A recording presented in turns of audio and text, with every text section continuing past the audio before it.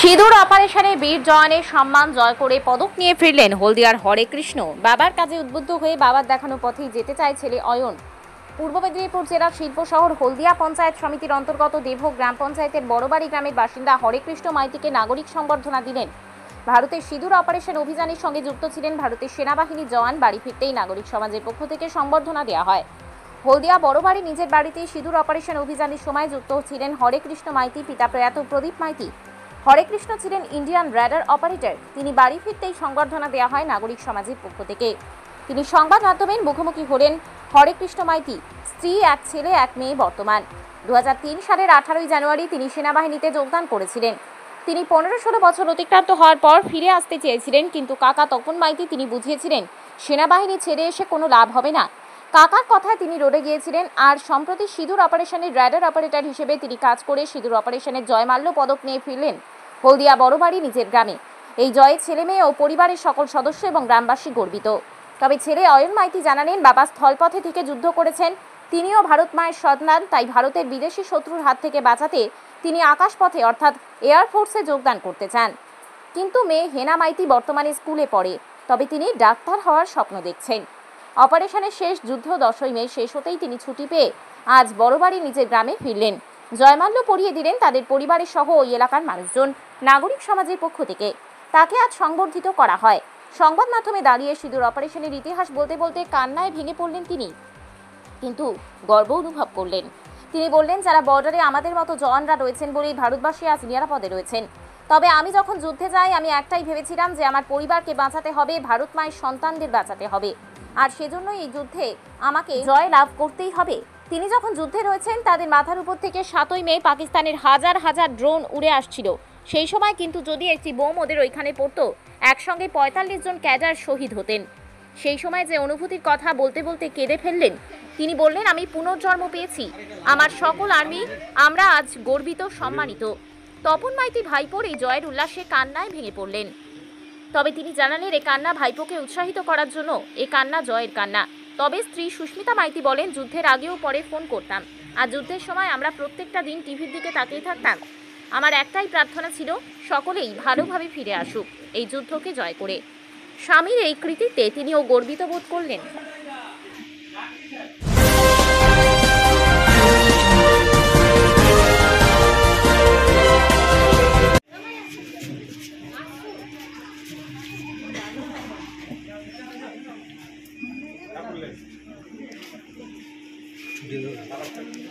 जय हिंद, भारत माता की, भारत माता की, भारत माता की, वंदे मातरम, वंदे मातरम, वंदे मातरम, वंदे भारतम, वंदे भारतम, वंदे भारतम, भारत माता की, भारत माता की, भारत माता की।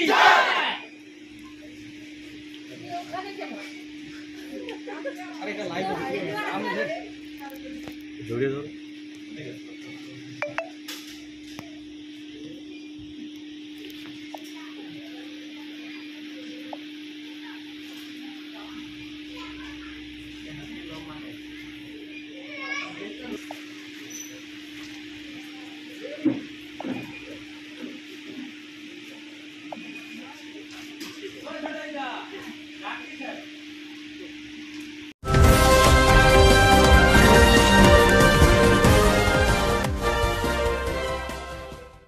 কেকার পেস্ট্রিতে জিবে জল সপারি, ওয়াও আশাতে লাজবাব নিউ বিদ্যুৎ বেকারি।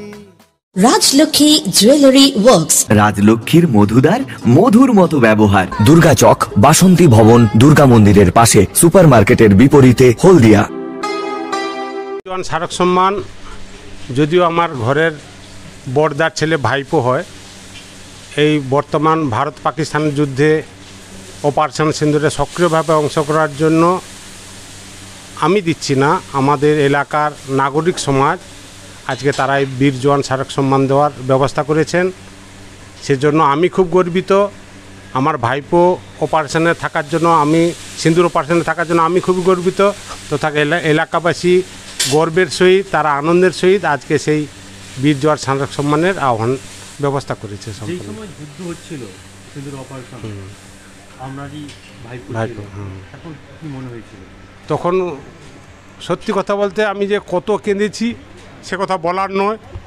কোনো দিন রাত্রি 2:30টার সময় ফোন করছে, কাকু কি অবস্থা, মানে ওদের ওখানে 52 জন ছিল, বলছে 2 ঘন্টা রেস্ট 2 ঘন্টা ডিউটি, বলে আমরা 52 জনই 24 ঘন্টা করে ডিউটি দিচ্ছি, 6 দিন স্নান হয়নি, খাওয়া দাওয়ার কোনো ঠিক ছিল না, কখন কি মুহূর্তে কেটেছে ফোন করলে একটা আতঙ্ক এসে যেত। খুব ভয়ে ছিলাম। ভাইপো আমাকে ফোন করে বলল 7 তারিখ আমি পুনর্জন্ম পেয়েছি, 7 তারিখে এই জাহান চলে যায়, এরকম অবস্থায় ওটার ছিল। একটা নাকি বোম ওদের কাছে যায় পড়ে এমন অবস্থা, ওরা মিসাইল ছুড়ে সেটাকে কোনো রকম রক্ষা করেছে। ফিরে এসেছে, আজকে নাগরিক সম্মান হচ্ছে আপনার এই এলাকায়, কতটা আনন্দিত? কিভাবে না, সেজন্য আমি সমাজের যারা এগিয়ে আসছেন এই নাগরিক সমাজের সকল সদস্যবৃন্দদেরকে আমি খুবই আনন্দিত, খুবই গর্বিত, এবং ওদের এই যে ওরা ব্যবস্থা করেছে এর যে মানে কি বলবো, ওদেরকে আমি কি বলে ধন্যবাদ জানাবো সেই কথা আমি ভাষায় প্রকাশ করতে পারছি না। আপনার নাম? আমার নাম তপন কুমার মাইতি, পিতা ঈশ্বর একাদশী মাইতি, বাড়ি বড় বাড়ি, থানা ভবানীপুর, জেলা পূর্ব মেদিনীপুর। ভাইপোর নাম? ভাইপোর নাম হরে কৃষ্ণ মাইতি। কত বছর কর্মরত? ভাইপো এখন 23 বছর রানিং, ও 16-17 বছরে চলে আসবে বলছিল। আমি বললাম বাড়িতে এসে কি করবি, চাকরি কর, যুদ্ধ টুদ্ধ তো কিছু নেই, দেখ বেতনটা তো পাবি, ফুল বেতন পাবি। বলে কাকু তুমি বলার জন্য আমি আজ 23 বছর রানিং। ওকে পাঞ্জাবে পাঠানকোটে ছিল, পাঠানকোট থেকে ওদেরকে ওখানে নিয়ে গেছে, কোথায় ছিল?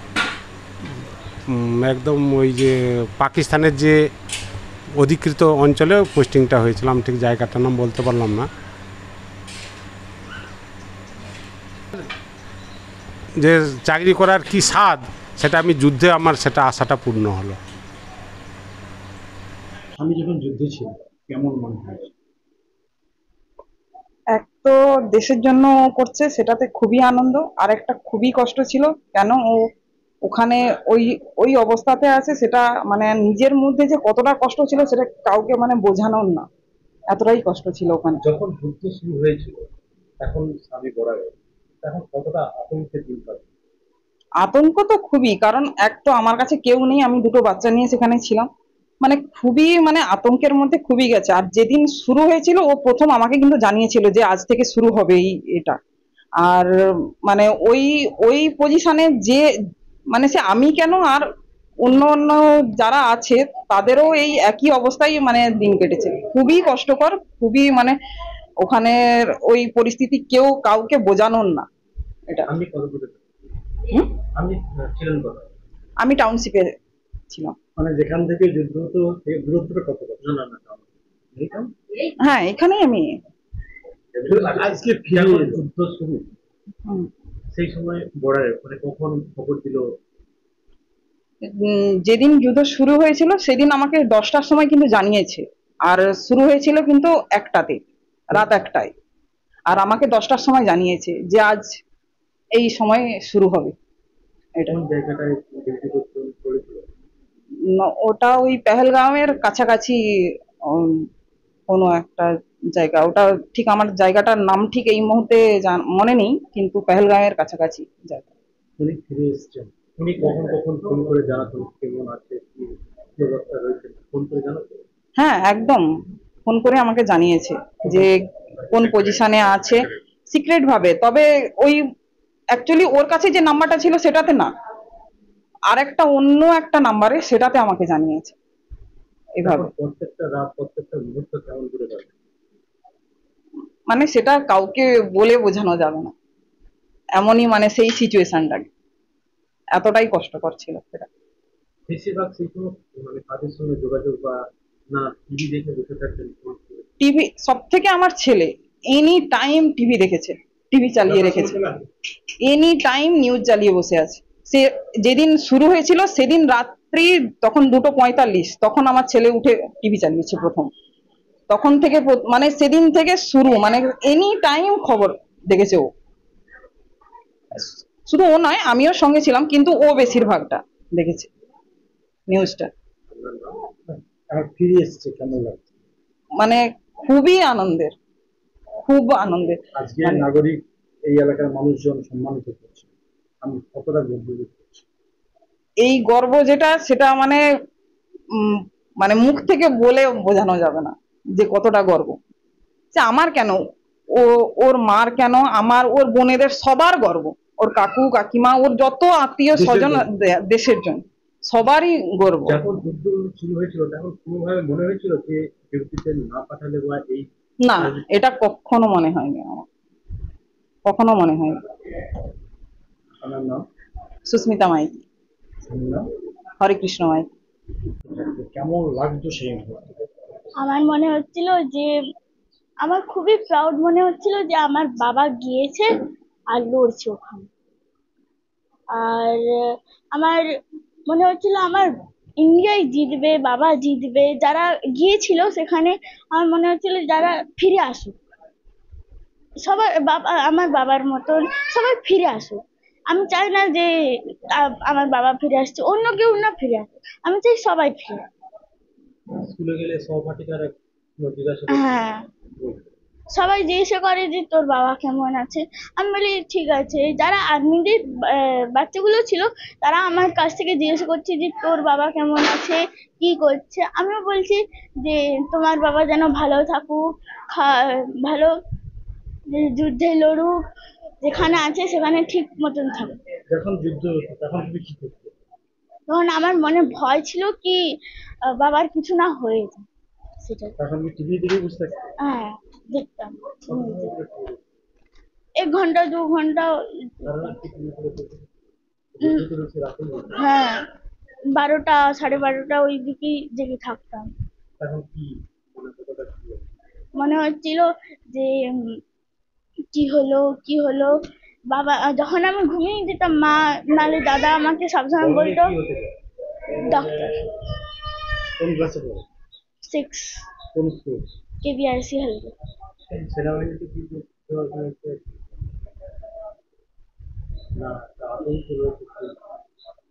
না, ওরকম কোনো ইচ্ছা নেই। অ্যানা মাইতি। বেশিরভাগ সময় টিভি দেখি, এখন কি মনে হয়? এখন আমার বাবার উপরে এত প্রাউড মনে হয় যে কাউকে বলে বুঝাইতে পারবো। আর আমার বাবা আমার কাছে আছে, ওটাই আমার জন্য অনেক।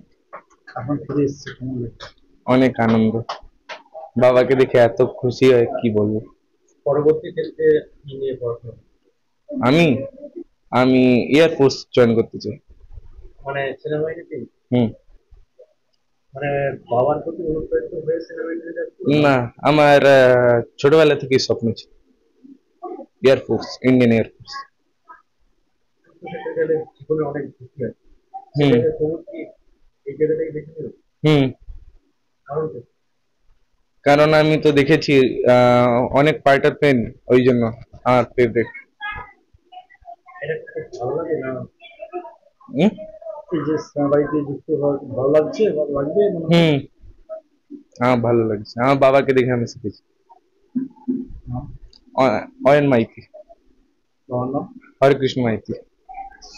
সবার প্রথমে আমি থ্যাঙ্কফুল বলবো আমার গ্রামবাসী, আমার প্রতিবেশী, যারা যারা অভিজ্ঞ ব্যক্তি এসেছেন, জ্ঞানী গুণী জন এসেছেন, তাদের সবাইকে সম্মান জানিয়ে আমার প্রণাম, বয়োজ্যেষ্ঠ যারা তাদের প্রণাম জানিয়ে, আমার ছোটদের ভালোবাসা জানিয়ে আমি কিছু বলতে চাই যে আমার যুদ্ধ অভিজ্ঞতা।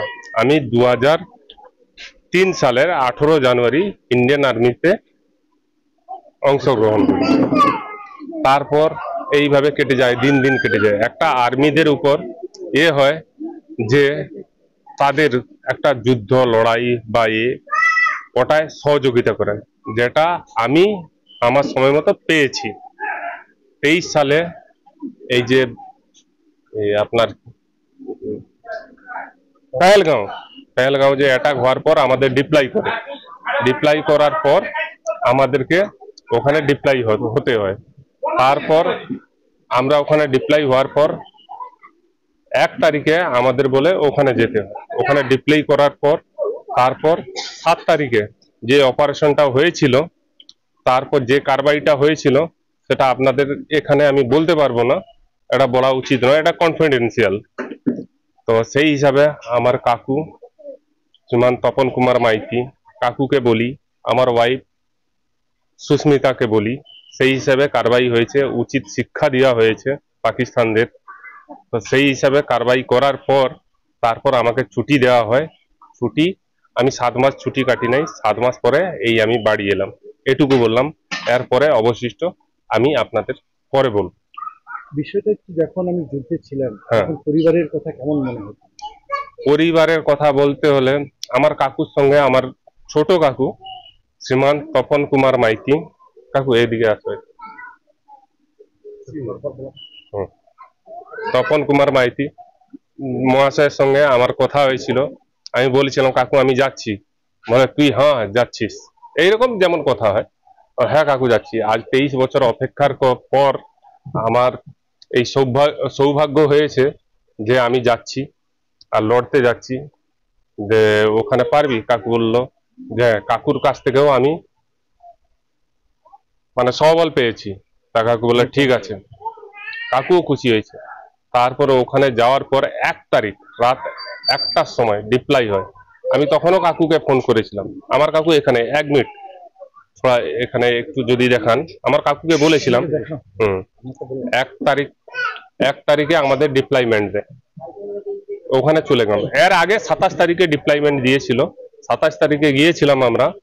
তারপরে আমাকে স্পেশালের জন্য আমাদের রেজিমেন্ট থেকে চলে গেছিলাম। আমি ছিলাম পাঞ্জাবে, পাঞ্জাব থেকে চলে গেছিলাম শ্রীনগর থেকে। তারপর আমাকে এখানে ডাকলো। তারপর কাকুকে বললাম কাকু আমি চলে এসেছি। কাকু বলে ঠিক আছে হরিনাম জপ কর, এটাই বললো কাকু।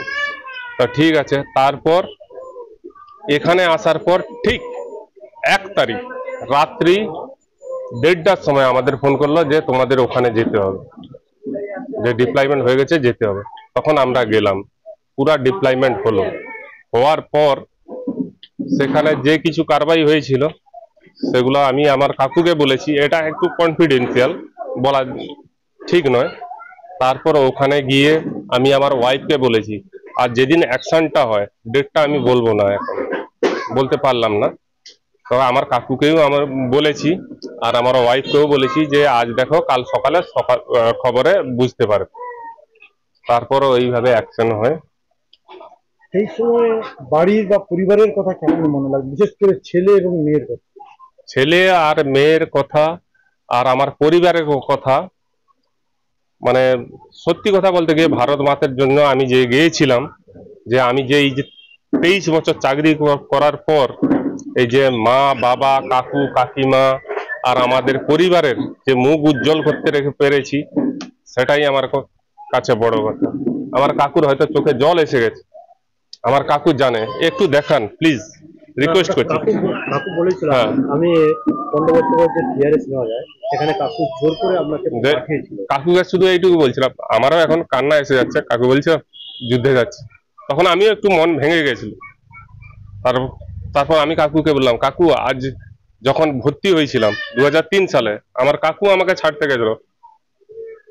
আমার বাবা এখন নেই, তিনিও আমাকে ছাড়তে গেছে, দুজনে গেছিল। আমাকে ছাড়ার পর আমার কাকু মানে এতখানি ভেঙে পড়েছিল, সেটা বলে বোঝাতে পারবো না। কিন্তু তারপর কাকু যে এই যে এত বড় অনুষ্ঠান বলুন, আমাকে যে সম্বর্ধনা দিচ্ছে আমার কাকুর জন্য। এখন আমার কাকু আগামী দিনে ছেলে মেয়ে বড় হচ্ছে, পড়াশোনা করছে, তাদেরকে কোন দিকে নিয়ে যেতে হচ্ছে? আর যে যেদিকে যেতে চায় সেটা ঠিক আছে, কিন্তু ভারত মাতার সেবার জন্য কোন যাবে, কে যাবে, এটাই আমি বলতে চাই। তো এখন যে নওজওয়ান যারা আছে, আমি তাদের রিকোয়েস্ট করব তারা যেন এদিকে যাক। একটা আর্মির লোক যেখানে থাকে তাদের জন্য তো আমরা সুরক্ষিত আছি, হ্যাঁ কিনা বলুন? সুরক্ষিত আছি, এবং তারা যে সুরক্ষিত রাত্রে যে শান্তিভাবে শুয়ে, সেটা আমাদের জন্যই শুয়ে। অপারেশন সাকসেসফুল, তারপরে তো যুদ্ধ চলছিল, ড্রোন হামলা হচ্ছিল, কোথাও কখনো বিপদের মুখে হয়েছিল? একদম বিপদের মুখে হয়েছিলাম। 7 তারিখ সন্ধ্যা 7টার সময় ওখান থেকে ড্রোন আসে, হাজারে হাজারে ড্রোন আছে, 50, 60, 100, 150 ড্রোন আসে। তখনই 7 তারিখ মে মাসের 7 তারিখ দ্রোণ আসে, তারপর আমাদের এডি গান মিসাইল ফায়ারিং শুরু হয়। কতটা কি হয়েছে আমি বলতে পারবো না, ওটা আমাদের পক্ষে বলা সম্ভব নয়।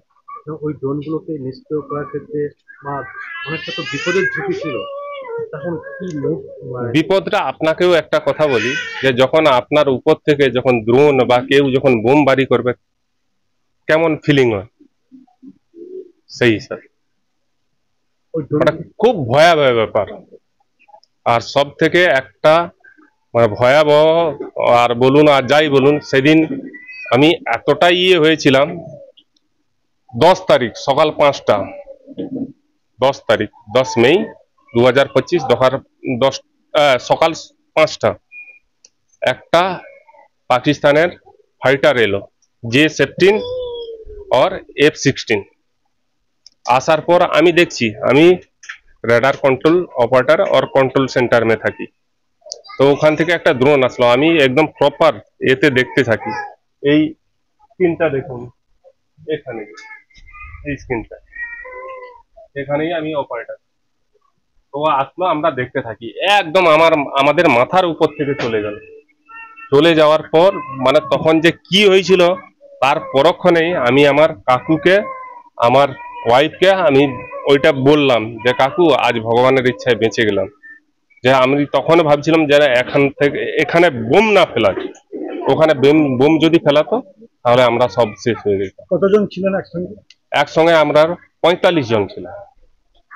আমাদের যে এডি আর্মি এয়ার ডিফেন্স, ওটা আপনারা হয়তো শুনেছেন যে আর্মি এয়ার ডিফেন্স, ওটাই সব করেছে। এবারে যে লড়াইটা হলো প্রপার করলো এয়ারফোর্স, আর্মি, এডি আর আরটি।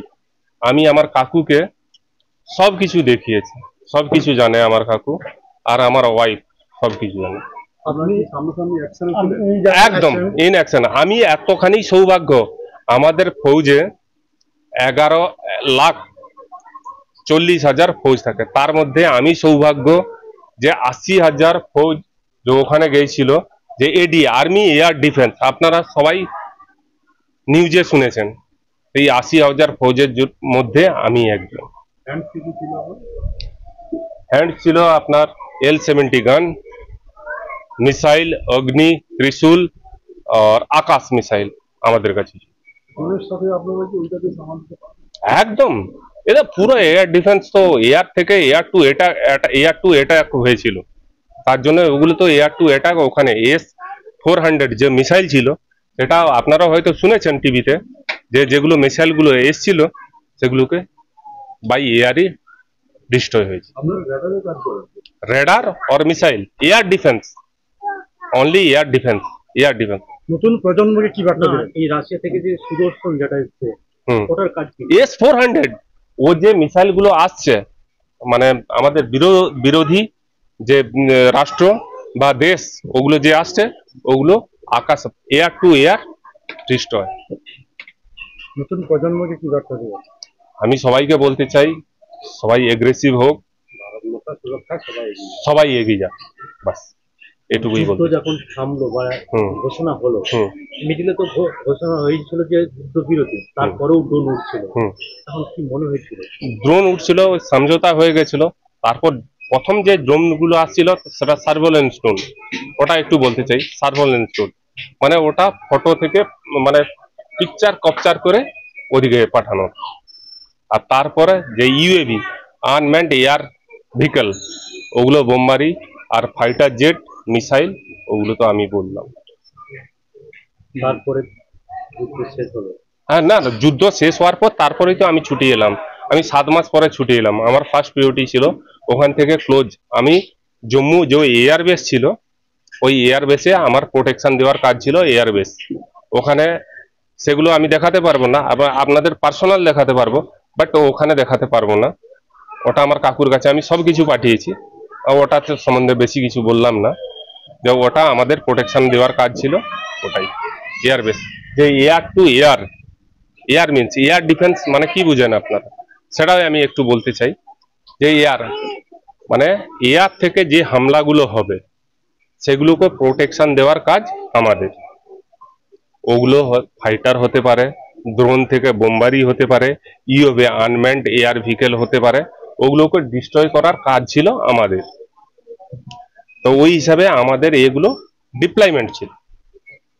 আমাদের রেডার, L-70 গান, মিসাইল, অগ্নি, আপনার আকাশ, ত্রিশূল, এই মিসাইলগুলো ডিপ্লয়মেন্ট। তারপরে কবে নাগাদ শেষ হলো? কবে নাগাদ শেষ হলো আমাদের কাছে ইনফরমেশন? 10 তারিখে আমাদের কাজ শেষ হয়ে গেল। 10 তারিখে কি বলে 10 তারিখে 10ই মেতে সিক্স ফায়ার হলো, তখন থেকে বন্ধ। সিক্স ফায়ার হলে বোঝা যায় যে যুদ্ধবিরতি। হ্যাঁ, যুদ্ধবিরতি। বাট ও পাকিস্তান, ওরা কোনোদিন মানে বুঝবে না, ওরা করতেই থাকে। বাট ওদের এয়ার ডিফেন্স পুরোটাই ডিস্ট্রয় হয়ে গেছে। যুদ্ধের জন্য প্রথম বার্তা যখন এলো তখন কি বার্তা এসেছিল? না স্যার, এটা কনফিডেন্সিয়াল, আমি আপনাকে বলতে পারবো না। তারপরে কবে নাগাদ ছুটির জন্য আপিল করলে এবং ছুটি দেন? আপিল নয়, আমি 7 মাস ছুটি কাটি না। তারপর 10 তারিখে যখন সিক্স ফায়ার হয়ে গেল, তারপর আমাকে ছুটির জন্য বলে যে তোমার ফার্স্ট প্রায়োরিটি, তুমি ছুটি যাও। কতদিনের জন্য? আমি 30 দিনের জন্য ছুটি এসেছি। ইমার্জেন্সি সিচুয়েশন পড়লে আবার যেতে পারে? হ্যাঁ, 100 বার। এই যে ইমার্জেন্সি ছুটি হয়ে গেছিল, পুরা অল ইন্ডিয়ান আর্মিকে পুরা ডেকেছিল, রিকল হয়েছিল। আপনার নাম? আমার নাম হরেকৃষ্ণ মাইতি। কতজন ব্যাটালিয়ন ছিলেন? ওটা বলতে পারবো না, এটা কনফিডেন্সিয়াল। এবার আমি আপনাদের সামনে কেক আর পেস্ট্রিতে জিবে জল সপারি, ওয়াও আশাতে লাজবাব নিউ বিদ্যুৎ বেকারি, টিপটপ টিফিনে और हैप्पी पार्टी, নিউ বিদ্যুৎ বেকারি, মানডে টু সানডে, ছোট বড় সবার পছন্দ একটাই, নিউ বিদ্যুৎ বেকারি, প্রতিদিন চাই চাই না না না না না। নিউ বিদ্যুৎ বেকারি। রাজলক্ষ্মী জুয়েলারি ওয়ার্কস, রাজলক্ষ্মীর মধুদার মধুর মতো ব্যবহার। দুর্গা চক, বাসন্তী ভবন, দুর্গা মন্দিরের পাশে, সুপারমার্কেটের বিপরীতে, হলদিয়া।